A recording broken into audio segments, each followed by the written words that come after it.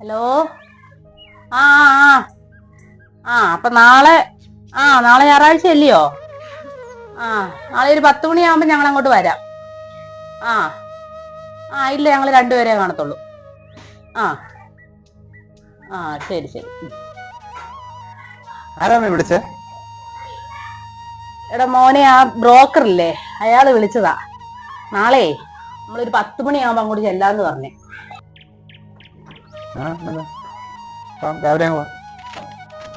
അവര് പൊരുത്തം നോക്കിയെന്നാ പറഞ്ഞത്. 10-8 പൊരുത്തം ഉണ്ടെന്ന് പറഞ്ഞു. നമുക്ക് പോയെങ്കിൽ കാണാം.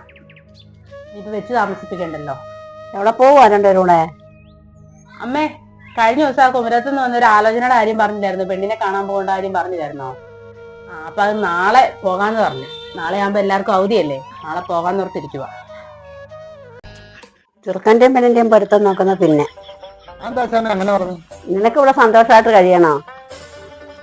നിന്റെ അമ്മയുടെ ആ കൊച്ചിന്റെ നാളൊന്ന് പോയി നോക്കും ആദ്യം. അവരുടെ നാള് ചേരുന്നുണ്ടെങ്കിൽ നീ പോയി കല്യാണം കഴിച്ചു. അതെന്തോ അമ്മ അങ്ങനെ പറയുന്നത്? നിന്റെ സ്വഭാവം എനിക്കറിയാം.